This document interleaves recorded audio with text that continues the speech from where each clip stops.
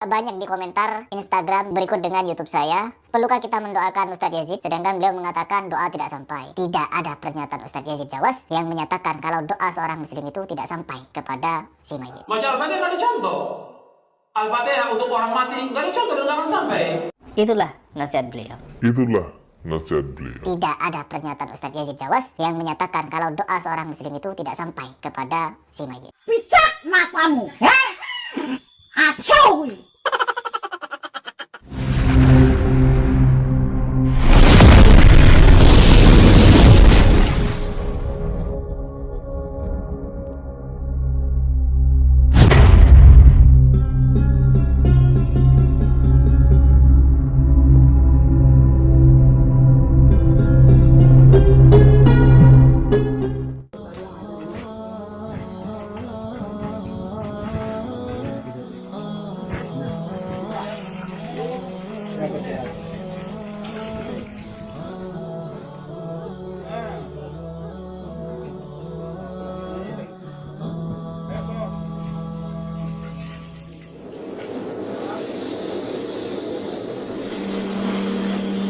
Tempat saya jika ada orang yang meninggal dikasih air untuk disiram di atas kuburnya.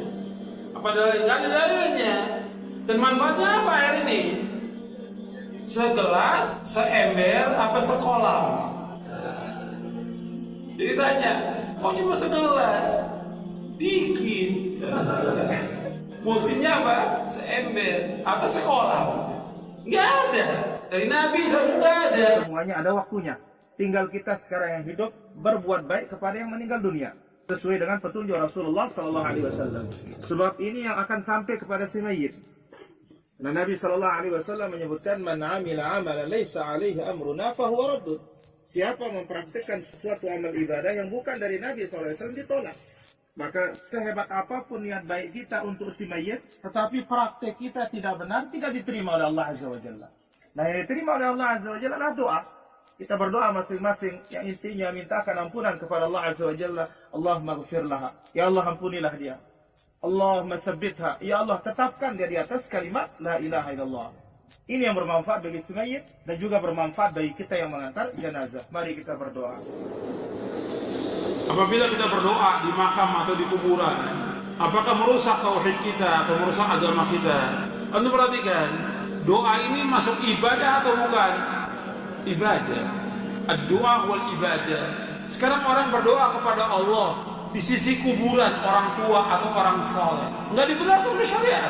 Ini termasuk perbuatan bid'ah dalam Islam. Dia berdoa kepada Allah, minta kepada Allah, tapi di sisi kuburan orang saleh atau orang tuanya nggak boleh. Baca Al-Fatihah nggak ada contoh. Al-Fatihah untuk orang mati nggak ada contoh dan nggak akan sampai.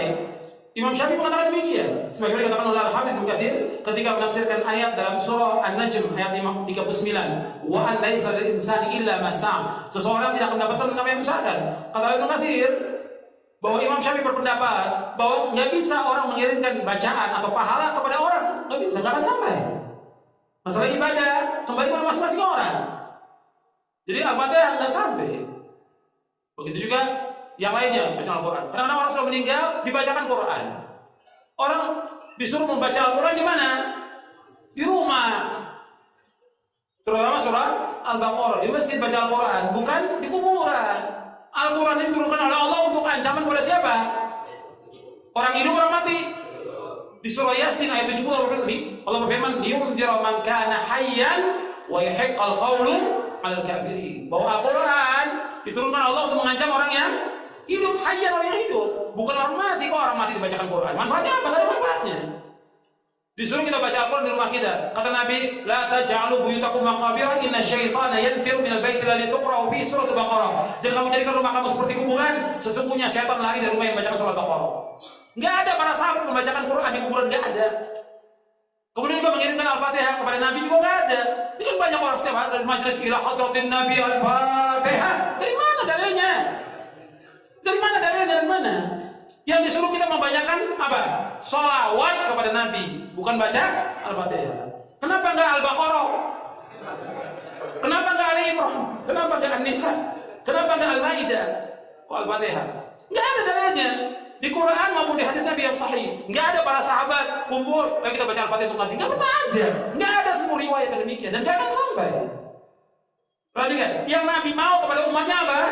Ittiba, mengikuti beliau. Bukan mengirimkan Al-Fatihah. Banyak di komentar Instagram berikut dengan YouTube saya. Perlukah kita mendoakan Ustadz Yazid? Sedangkan beliau mengatakan doa tidak sampai. Tidak ada pernyataan Ustadz Yazid Jawas yang menyatakan kalau doa seorang muslim itu tidak sampai kepada si mayit. Yang tidak sampai adalah bacaan Al-Quran. Ya, mengirimkan pahala, transfer pahala itu yang dinilai tidak sampai. Dalam kitab karya Imam Asy-Syafi'i rahimahullahu ta'ala rahmatal abrar, tepat di juz pertama halaman 334 terbitan Darul Jauzi, Imam Asy-Syafi'i beliau berkata, wa uhibbu law quri'a indal qabri wa du'iya lil mayyiti, saya senang apabila Al-Qur'an dibaca di sisi kuburan, wa du'iya lil mayyiti, lalu mendoakan si mayit. Ini menurut Imam Asy-Syafi'i, menurut ulama-ulama Syafi'iyah, menurut ulama-ulama yang bermazhab Imam Ahmad bin Hambal, bahkan mereka mengutip pendapatnya Imam Ahmad bin Hambal. Ternyata kita itu ketika ziarah kubur dianjurkan ngaji Al-Quran. Bahkan Rasulullah Shallallahu Alaihi Wasallam pun bertasbih, bertakbir di sisi kuburan sahabatnya yang tercinta. Dengan sebab itulah jelas bagi kita bahwa pernyataan orang yang mengatakan kuburan bukan tempat ibadah, tidak boleh zikir di kuburan, tidak boleh berdoa di kuburan, konsopo, ikut siapa kalian? Kemudian kalau kalian katakan kuburan itu bukan tempat ibadah, lalu ngapain kalian ziarah kubur? Wong ziarah kubur itu sendiri pun ibadah. Tentunya kalau kalian menganjurkan orang lain untuk ziarah kubur, pasti yang dianjurkan harus ke kuburan kan ya, bukan ke pantai, bukan ke sawah. Kita dianjurkan nguluk salam, assalamualaikum ya ahlal kubur. Salam itu doa, men. Tentunya berdoa ya di kuburannya.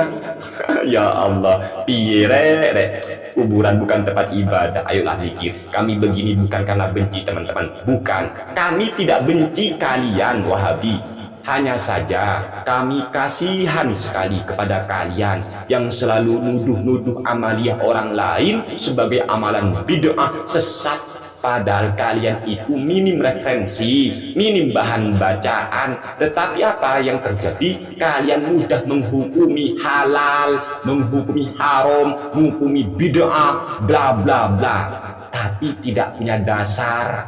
Ya Allah, ini kecelakaan teman-teman, ini musibah bagi kaum muslimin. Na'udzubillahi min dzalik. Semoga kita semua, kami dan kalian semua para penonton tanpa terkecuali, semoga kita diberikan pemahaman agama dengan benar oleh Allah Subhanahu wa taala. Allahumma faqihna fid din wa 'allimna ta'wil wa tafsir. Amin ya rabbal alamin. Sekarang orang berdoa kepada Allah di sisi kuburan orang tua atau orang saleh, nggak dibenarkan oleh syariat. Ini termasuk perbuatan bid'ah dalam Islam. Kuburan bukan tempat ibadah. Kuburan bukan tempat ibadah. Sungguh sangat jelas sekali pernyataan daripada Bapak Yazid bin Abdul Qadir Jawas Al-Wahabi. Beliau ini merupakan salah satu ustadz yang sangat disanjung oleh kaum sebelah atau Wahabi. Beliau menyatakan bahwasanya kuburan itu bukan tempat ibadah. Kuburan bukan tempat ibadah. Maka tidak boleh berdoa di sisi kuburan, tidak boleh membaca Al-Quran di kuburan, sebab menurut beliau kuburan bukan tempat ibadah. Dari pernyataan ini kami jadi bertanya-tanya, kaum Wahabi itu kalau ziarah kubur ngapain? Katanya ya berdoa di sisi kuburan nggak boleh. Terus ngapain Wahabi itu kalau ziarah kubur? Berdoa di sisi kubur nggak boleh, karena kuburan bukan tempat ibadah. Ngaji Al-Quran di sisi kubur juga nggak boleh, karena kuburan bukan tempat ibadah. Kalau dipikir-pikir, ziarah kubur itu sendiri kan ibadah. Lalu anjuran Nabi untuk ziarah kubur, Wahabi itu ziarah kemana? Ke pantai. Ya Allah, ziarah kuburnya saja sudah ibadah, kok masih ngomong kuburan bukan tempat ibadah kipiye? Jadi saya rasa kalau mengikuti fatwa daripada Bapak Yazid bin Abdul Qadir Jawas Al-Wahabi, Ya, kaum Wahabi itu kalau ziarah kubur gak ngapa-ngapain. Berdoa kepada Allah untuk si mayit, Allah maghfir lahu, ya gak boleh dong. Katanya berdoa di sisi kubur itu kan gak boleh, kata Yazid bin Abdul Qadir Jawas Al-Wahabi. Piye kira-kira? Kalau ahli sunnah wal jamaah, ya jelas saat kita berziarah ke kuburan, kita berdoa kepada Allah, mendoakan si mayit, atau kita zikir terlebih dahulu, ngaji Al-Quran terlebih dahulu. Apakah semua itu bid'ah? Ya jelas tidaklah. Kita itu mengikuti Rasulullah Shallallahu Alaihi Wasallam. Kita mengikuti para ulama-ulama salaf kita. Di sini kami akan bacakan di dalam kitab Musnad Imam Ahmad bin Hambal. Ini jelas beliau ulama salaf, tepat di juz ke-23 halaman 158 terbitan Muassasatur Risalah, nomor hadis 14873. Haddatsana Ya'qub haddatsana Abi an ibn Ishaq haddatsani Mu'adz bin Rifa'at al-Ansari thumma az-Zuraqi an Mahmud bin Abdirrahman bin Amr bin al-Jamuhi an Jabir bin Abdillah al-Ansari qala kharajna ma'a Rasulillah sallallahu alaihi wasallam yawman ila Sa'd bin Mu'adz hina tuwfiya qala falamma shalla alaihi Rasulullah sallallahu alaihi wasallam wa wudi'a fi qabrihi wa suwiya alaihi sabbaha Rasulullah sallallahu alaihi wasallam fasabbahna tawilan thumma kabbara fakabbarna faqila ya Rasulullah lima sabbahta thumma kabbarta qala laqad tadayaqa ala hadzal abdi shalihi qabruhu hatta farrajahu Allahu anhu. Ini dari sahabat Jabir bin Abdillah Al-Ansari. Beliau berkata, kami pernah keluar bersama Rasulullah Shallallahu Alaihi Wasallam pada hari wafatnya sahabat Sa'ad bin Mu'adz. Kemudian sahabat Jabir bin Abdillah berkata, ketika Rasulullah Shallallahu Alaihi Wasallam sudah selesai menyolati jenazah beliau, akhirnya beliau diletakkan di kuburannya, kemudian diratakan tanah kuburannya. Sabbaha Rasulullah Shallallahu Alaihi Wasallam. Setelah sahabat Sa'ad bin Mu'adz ini dikubur, ternyata Rasulullah Shallallahu Alaihi Wasallam itu membaca tasbih fasabbahna tawilan. Dikarenakan Rasul itu bertasbih di kuburannya sahabat Sa'ad bin Mu'adz, kami pun juga ikut bertasbih tawilan, lama itu kok. Summa kabbaro, kemudian setelah bertasbih ternyata Nabi bertakbir Allahu Akbar, fakabbarna, maka kami pun juga ikut bertakbir. Setelah itu faqila ya Rasulullah lima sabbahta summa kabbarta. Kemudian ada yang bertanya kepada Rasul, wahai Rasul, kenapa engkau bertasbih, kemudian setelah bertasbih engkau itu bertakbir? Qala, Rasulullah Shallallahu Alaihi Wasallam menjawab, laqad tadayaqa ala hadzal abdi shalihi qabruhu, kuburan hamba yang salih ini sempit, hatta farrajahu Allahu anhu, sehingga Allah meluaskan kuburannya. Ini Rasulullah Shallallahu Alaihi Wasallam dan para sahabat bertasbih, bertakbir di kuburan. Kok bisa zikir tidak boleh di kuburan dengan alasan kuburan bukan tempat ibadah? Terus yang diikuti siapa? Ayo, kalau bukan Nabi dan sahabat Rasulullah Shallallahu Alaihi Wasallam. Saya memang orang bodoh yang ilmu saya belum sampai. Saya memang orang bodoh. Saya memang orang bodoh. Saya memang orang bodoh.